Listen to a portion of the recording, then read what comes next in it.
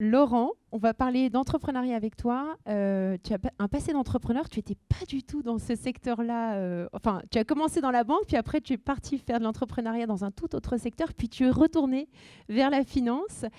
Enfin, c'est ce que tu m'as dit. Il y a deux chiffres que tu as partagés avec moi, que j'ai trouvé en fait assez affolants, qui est le montant des fraudes impayées en Europe, qui est de 44 milliards d'euros, c'est correct. Et en France, c'était 6 milliards, souvent donc à la charge des particuliers, des entreprises. Donc vous travaillez en fait déjà à la base sur ce chiffre-là. Est-ce que tu peux nous dire ce que fait Milo ? Parce que vous existez finalement depuis seulement 2 ans déjà. Vous avez déjà accompli un beau chemin. Qu'est-ce que vous faites pour améliorer ce chiffre-là et le rendre moins lourd pour les entreprises ? Bonjour Solène. Donc, en effet, il y a ce chiffre de 6 milliards, c'est ce qui pèse aujourd'hui sur les entreprises en matière d'impayés et de fraude. Et ça, c'est l'impact direct dans les comptes en termes de pertes financières. Et le deuxième effet qu'on voit peu, c'est tout le business qui est perdu à cause de ça. C'est-à-dire qu'on veut tellement se prémunir de la fraude et de l'impayé qu'on fait des parcours qui découragent tous les meilleurs clients. Et donc, notre enjeu, c'est de faire... Ce que tu disais, c'est que, je t'interromps, mais qu'en réalité, on met en place des parcours clients, des onboarding clients, qui permettent de couvrir tous les risques, mais qui ne représentent finalement que 1% des clients. C'est correct ? C'est ça. Ouais. Donc en fait, on a 99% des parcours qui sont faits pour 1% de fraudeurs. Et en plus, ça ne marche pas à tous les coups. C'est ballot. Voilà, c'est ballot. Et l'enjeu de Milo, en fait, c'est d'appliquer ce qu'on a connu dans le crédit conso, qui est donc de faire du scoring, mais qui est du scoring basé sur du déclaratif client, passer sur non plus le déclaratif, mais ce qu'on peut obtenir comme info sur le client de manière ouverte. Et donc, on va aller chercher aujourd'hui en temps réel plus de 350 données sur un client. Et grâce à ça, on va pouvoir faire tourner 2 scores, finalement, un score sur la fraude, savoir si le client qui se présente est bien celui qu'il prétend être. Et puis, deuxième chose, est-ce que c'est un client qui va bien payer ou pas ? Et donc, c'est là l'enjeu, c'est de cumuler finalement ces 2 sujets et donc de réinventer les scoring crédits avec les nouvelles technos. Alors, ce que tu disais, et ça je ne savais pas, c'est qu'en fait, les sociétés n'ont pas accès au FICP de manière libre. Donc en réalité, vous leur fournissez une sorte de succès d'année quelque part pour valider ces éléments-là. De quel type de données utilisez-vous et retraitez-vous pour faire votre calcul de scoring ? Alors le FICP, c'est le fichier des incidents de paiement qui est utilisé uniquement par les banques et les sociétés de crédit. Et aujourd'hui, il y a très peu d'univers qui ont accès à ce type de fichier. Il y a également les telcos qui en ont un, ou les assureurs.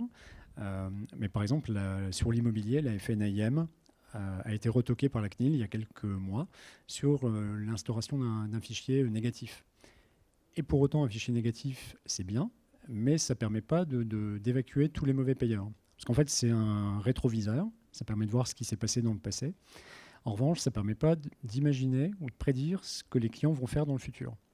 Et donc, c'est là où on fait tourner des modèles de score avec des données qui vont être extrêmement variables, mais qui tournent dans un algorithme. Alors, ce n'est pas chaque donnée en tant que telle, mais pour illustrer et être un peu clair, des choses assez simples, c'est que quand je vais commander un téléphone mobile, par exemple, le risque n'est pas le même que quand je vais commander une machine à laver.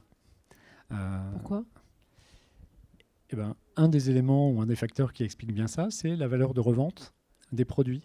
C'est-à-dire que globalement, un matelas, si j'achète un matelas et je fraude pour un matelas, globalement, une fois que j'ai retiré le plastique, ça vaut plus grand-chose sur le Bon Coin ou ailleurs. Alors qu'un mobile, je suis sûr de pouvoir le revendre. Donc la fraude va toucher certains types de produits, certains types de distribution. Ça, c'est la fraude. Et puis sur l'impayé, on va aller chercher un certain nombre de données.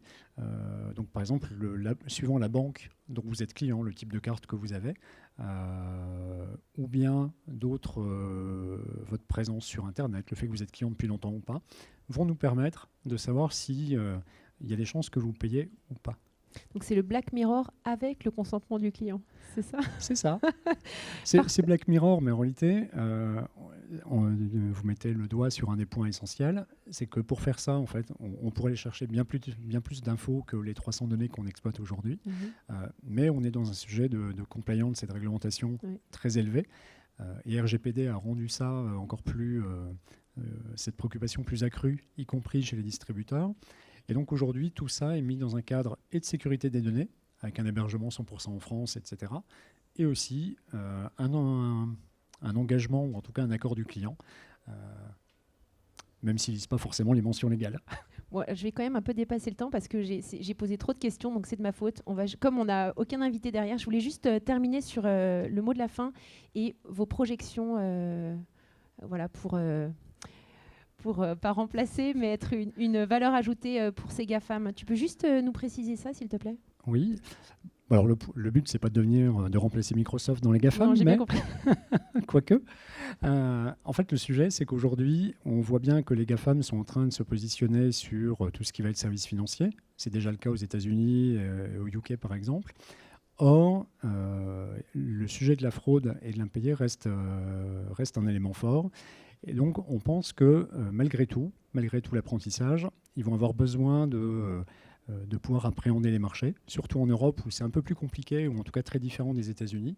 Et on pense qu'on a une carte à jouer pour venir implémenter Milo dans leurs solutions liées au financement, à l'assurance ou aux transactions tout simplement. Merci. Et quel est ton mot de la fin, Laurent ? Je le demande à tout le monde. Alors nous, on va prendre le mot accélération. Parce que comme tu l'as dit, on a été créé il y a seulement 2 ans. Et aujourd'hui, voilà, on a une demande qui pousse très fort et avec pas mal de secteurs qu'on n'avait même pas imaginés. Donc ça revient bien aux chiffres de départ. La fraude pèse pour beaucoup d'entreprises et c'est souvent sous-estimé. Merci beaucoup Laurent. Merci Solène. À bientôt.